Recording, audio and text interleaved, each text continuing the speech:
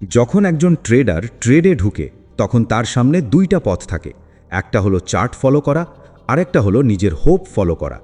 আর দুঃখের বিষয়, বেশিরভাগ মানুষ মার্কেটে টাকা হারায় অ্যানালিসিস ভুল করার জন্য নয়, হোপকে স্ট্র্যাটেজি বানানোর জন্য।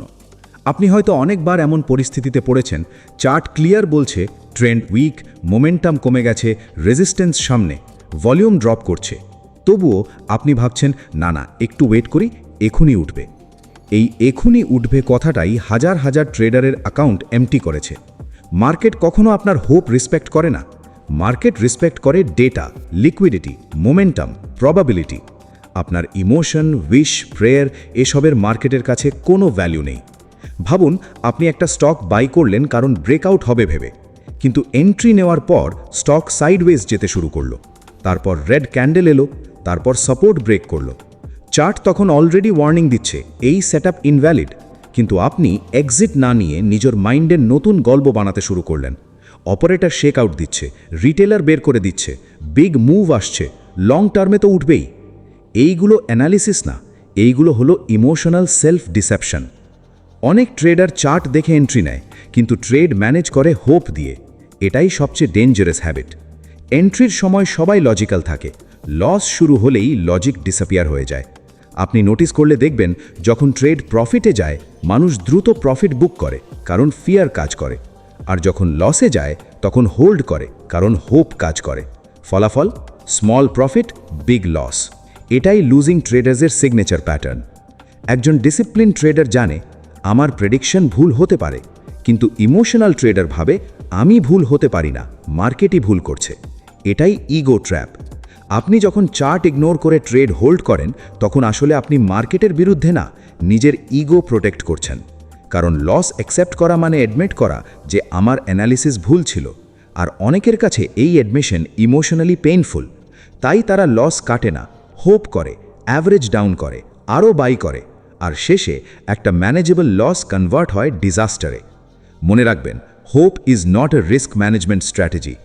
যদি আপনার ট্রেড থিসিস ইনভ্যালিড হয়ে যায় তাহলে ট্রেড হোল্ড করার কোনো লজিক নেই, কারণ আপনি আর সেটআপ ট্রেড করছেন না, আপনি উইশ ট্রেড করছেন।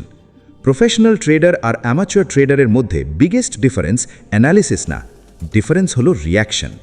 অ্যামাচুয়ার ট্রেডার মার্কেটের বিরুদ্ধে আর্গিউ করে, প্রফেশনাল ট্রেডার মার্কেটের সাথে অ্যাডাপ্ট করে। চার্ট যদি বলে ট্রেন্ড ওভার, প্রফেশনাল এক্সিটস। অ্যামাচুয়ার বলে একটু বাউন্স হলে বের হব। এই একটু বাউন্স হলে বের হব সেন্টেন্স অনেক অ্যাকাউন্ট ডিস্ট্রয় করেছে। কারণ মার্কেট আপনার ব্রেক ইভেন প্রাইস জানে না। মার্কেট কেয়ার করে না আপনি কোথায় এন্ট্রি নিয়েছেন। আপনার বাই প্রাইস ইউনিভার্সের কাছে ইররেলেভেন্ট। অনেক ট্রেডার চার্ট দেখে না, তারা নিজের পিএনএল দেখে। গ্রিন দেখলে হ্যাপি, রেড দেখলে প্যানিক। কিন্তু পিএনএল অ্যানালিসিস টুল না, চার্ট অ্যানালিসিস টুল। আপনি যদি ক্যান্ডেলের বদলে শুধু প্রফিট বা লস মনিটর করেন তাহলে আপনি ট্রেডার না, আপনি গ্যাম্বলার।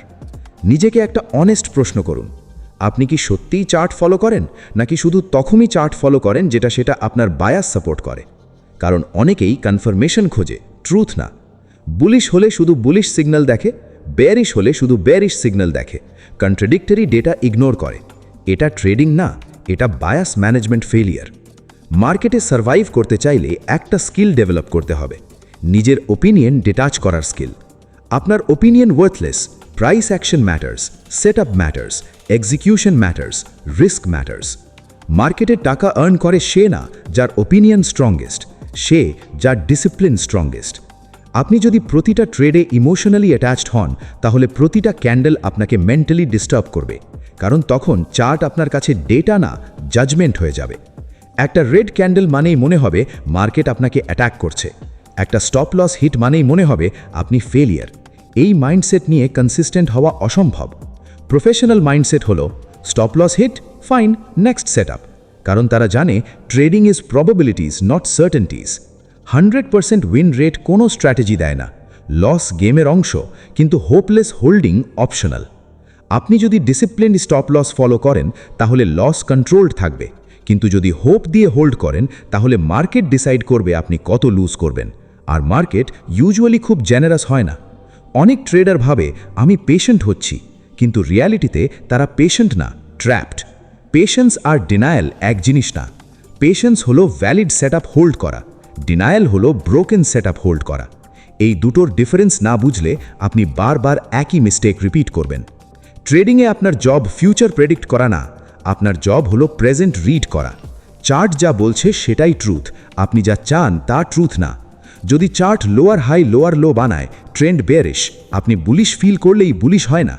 যদি ভলিউম ড্রাই আপ করে যায়, মোমেন্টাম উইক, আপনি হোপফুল হলেই মোমেন্টাম ফিরে আসে না। যদি সাপোর্ট ব্রেক হয়, স্ট্রাকচার ড্যামেজড, আপনি প্রেয়ার করলেই স্ট্রাকচার রিপেয়ার হয় না। হার্শ ট্রুথ হলো মার্কেট অনেক সময় আপনাকে এমন প্রাইস দেখাবে যেখানে এক্সিট করতে পেন হবে, আর সেখানেই ডিসিপ্লিন টেস্ট হয়। কারণ রিয়েল ট্রেডার হওয়া বোঝা যায় এন্ট্রিতে না, এক্সিটে। সবাই বাই বাটন চাপতে পারে, few can exit with discipline. আজ যদি আপনি নিজের ট্রেডিং ইমপ্রুভ করতে চান, তাহলে একটা হ্যাবিট শুরু করুন। প্রতিটা লুজিং ট্রেডের পরে নিজেকে জিজ্ঞেস করুন, আমি চার্ট ফলো করেছি নাকি হোপ ফলো করেছি। যদি অনেস্ট আনসার হয় হোপ, তাহলে প্রবলেম স্ট্র্যাটেজিতে না, মাইন্ডসেটে। আর মাইন্ডসেট ফিক্স না করলে স্ট্র্যাটেজি চেঞ্জ করে লাভ নেই, ইন্ডিকেটর বদলালেও লাভ নেই, নিউ মেন্টর নিলেও লাভ নেই, কোর্স কিনলেও লাভ নেই। কারণ ব্রোকেন এক্সিকিউশন ডিস্ট্রয়েজ গুড স্ট্র্যাটেজি। শেষে একটা কথা মনে রাখবেন, মার্কেটে সার্ভাইভ করে স্মার্টেস্ট ট্রেডার না, সার্ভাইভ করে মোস্ট ডিসিপ্লিনড ট্রেডার। চার্ট যখন এক্সিট বলে, এক্সিট করুন। চার্ট যখন ইনভ্যালিডেশন দেখায়, রেসপেক্ট করুন। চার্ট যখন আপনার বায়াসের বিরুদ্ধে যায়, ইগো না, ডেটা ফলো করুন। কারণ মার্কেটে হোপ এক্সপেন্সিভ, ডিসিপ্লিন প্রফিটেবল। তাই পরের বার যখন আপনার ট্রেড লসে যাবে, নিজেকে জিজ্ঞেস করুন, আমি কি এখনও চার্ট দেখছি নাকি শুধু হোপ ধরে আছি? কারণ এই এক প্রশ্নই হয়তো আপনার নেক্সট বিগ লস বাঁচিয়ে দিতে পারে।